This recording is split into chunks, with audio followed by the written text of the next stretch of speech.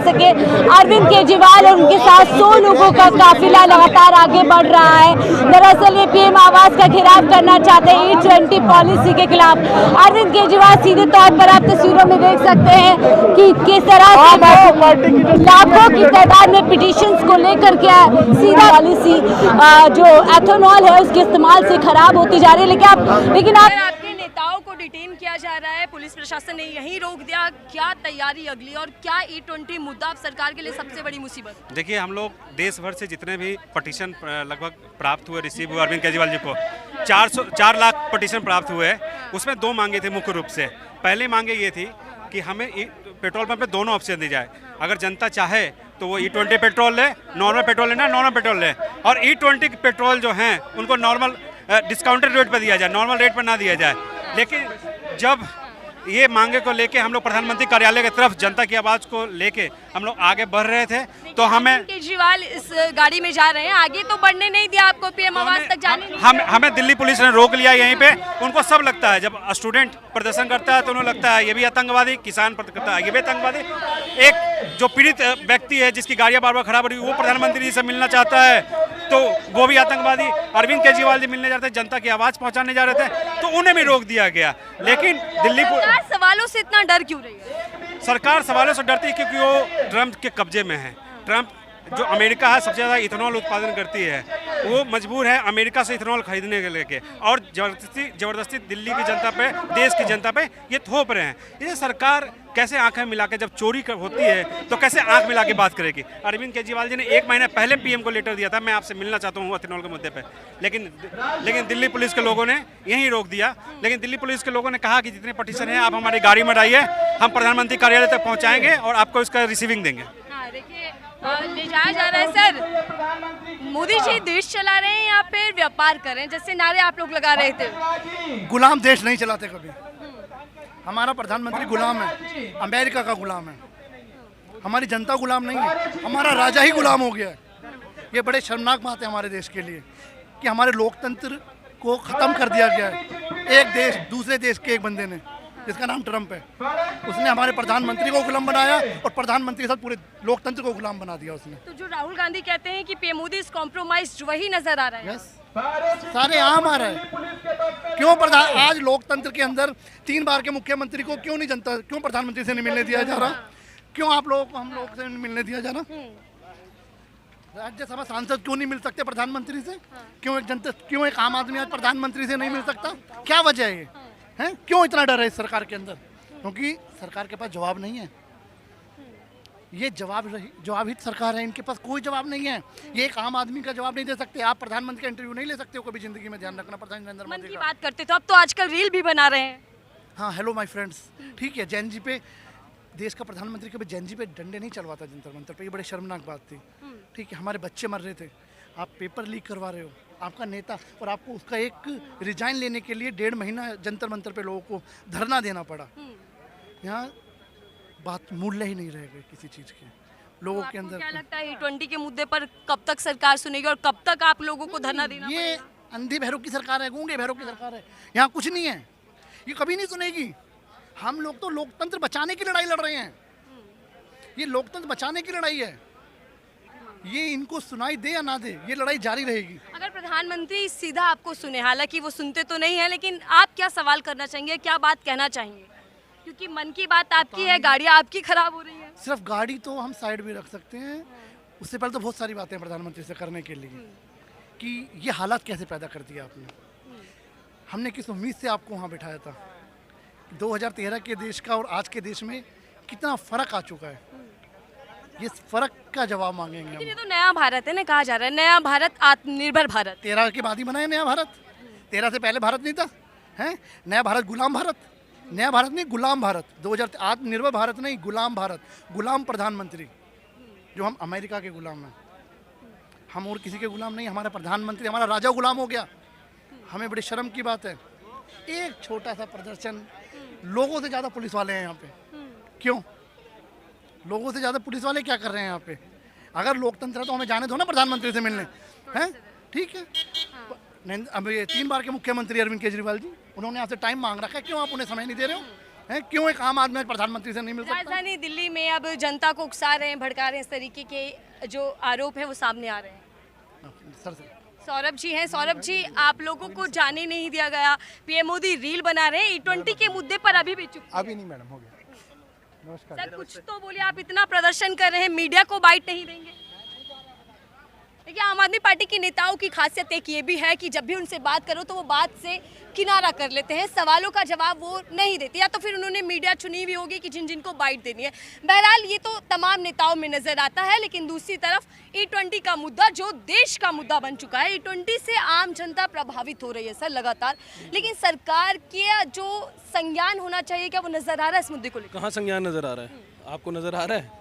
कहाँ नज़र है? कुछ भी नहीं है। सरकार तो सोई हुई है। सरकार तो सिर्फ वोट लेने के टाइम पे जागती है, जब उसको वोट चाहिए होते हैं। उससे पहले तो वो सोती रहती है, लाठियाँ बरसाती रहती है, कभी बच्चों पे, कभी आम नागरिक पे। तानाशाही जो कांग्रेस ने की वही बीजेपी उससे 4 गुना ज़्यादा कर रही है। और क्या कर रही है? गाड़ी में पेट्रोल E20 आपके और हमारा जा रहा है मैडम, किसी और के पड़ोसी मुल्क के बंदों पे नहीं जा रहा है, सिटीजन्स पे। हमने मांगा E20, हमने मांगा, जनता ने E10 मांगा, E30 मांगा। आप अपने आप ही अपनी मतलब बिजनेस कैटेगरीज बना रहे हो क्या? अरे जब बच्चे वहाँ बैठे जंतर मंतर पे, तब आपने कहा एंटी नेशनल बैठे हैं, पाकिस्तानी बैठे हैं, खालिस्तानी बैठे हैं।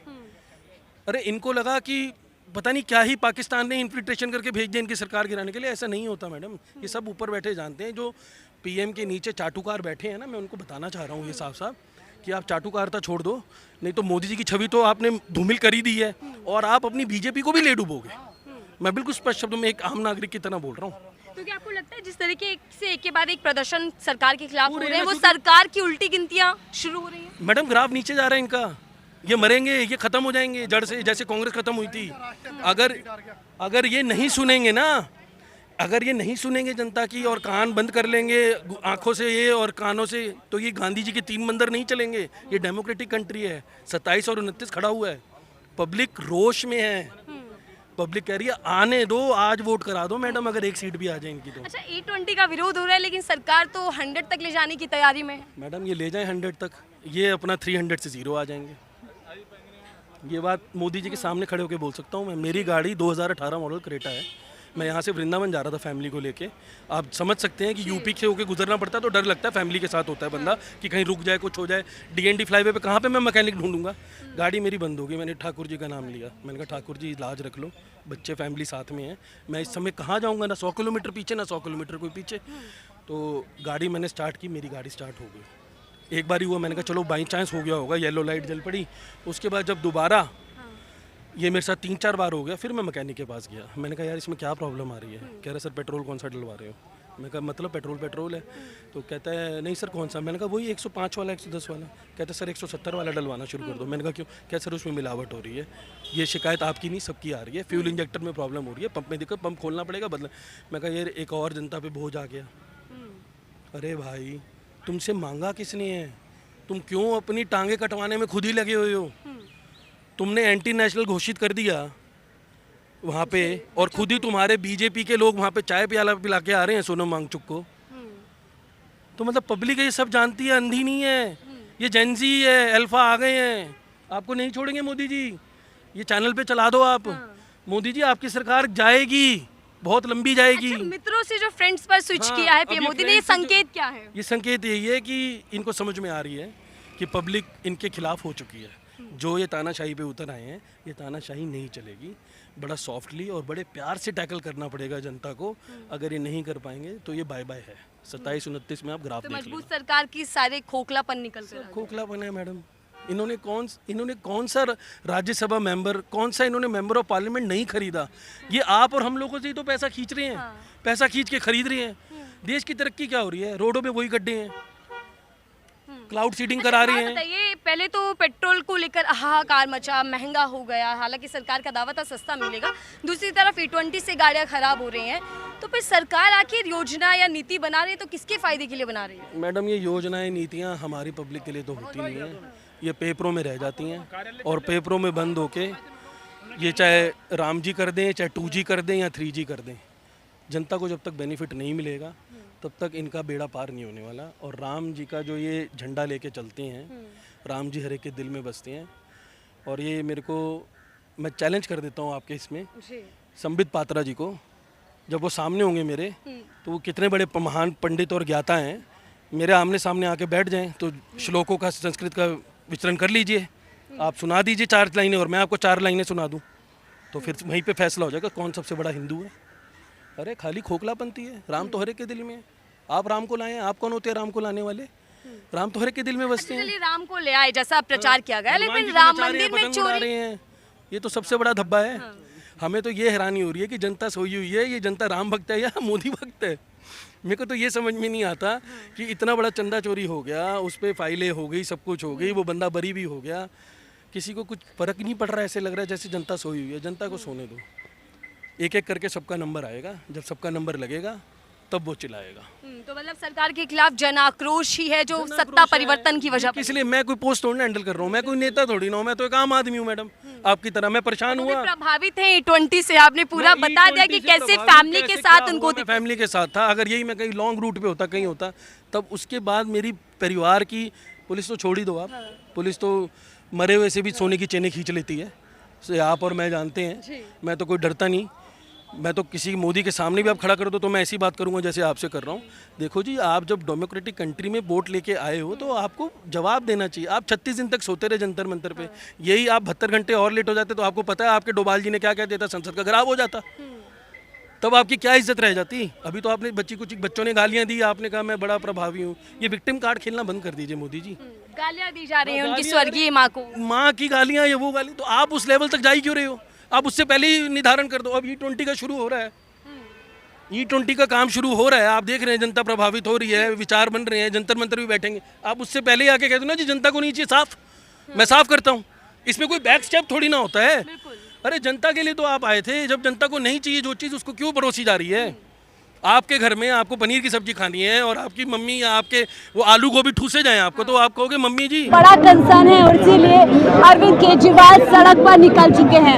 लेकिन चारों तरफ आप पहरा देख सकते हैं कि किस तरीके से पूरी तरीके से यहाँ पर आप कह सकते हैं कि एक छावनी में तब्दील कर दिया गया है। क्या आप किस तरीके का यहाँ पे प्रशासन का पहरा है वो देखिए, तमाम फोर्सेज यहाँ पे, दिल्ली पुलिस, उसके जो इथेनॉल पूरा है अमेरिका के लिए, वो पूरा प्रधानमंत्री नरेंद्र मोदी ट्रंप से खरीदने जा रहे हैं। और इसलिए केजरीवाल साहब ने कानूनी कार्रवाई 1 महीने पहले चिट्ठी लिखा, प्रधानमंत्री से अनुरोध किया क्या लोगों के साथ की जा रही है। लेकिन अरविंद केजरीवाल इन सवालों के एक तरफ पीएम मोदी मित्रों से फ्रेंड्स बनाकर देश की जनता को लुभाने का काम कर रहे हैं, युवाओं को लुभाकर उनका विश्वास जीतने का काम कर रहे हैं। लेकिन वहीं दूसरी ओर केंद्र सरकार के खिलाफ एक के बाद एक बड़े मुद्दों का विरोध सड़कों पर देखा जा रहा है। और अब अगला मुद्दा E20 पेट्रोल को लेकर सरकार घिरती और फंसती हुई दिखाई दे रही है, जिसका विरोध सड़कों पर तेज है। आज आम आदमी पार्टी के नेतृत्व में 100 से ज़्यादा लोग सड़कों पर उतरे और 2 लाख से ज़्यादा सिग्नेचर पिटीशन लेकर पीएम आवास तक मार्च निकालने का प्रयास किया, लेकिन उनको यही रोक दिया गया। देखते हैं आने वाले दिनों में E20 कितना बड़ा मुद्दा बनता है और सरकार के लिए कितनी बड़ी मुसीबत बनता हुआ दिखाई देगा। क्या पहले ही संज्ञान ले लिया जाएगा, फिर पीएम मोदी कुछ नए अंदाज में इस पूरे प्रदर्शन को लेकर भी जनता का विश्वास जीतने में जुट जाएंगे? इस रिपोर्ट को लेकर आपकी क्या राय है, जरूर साझा कीजिएगा।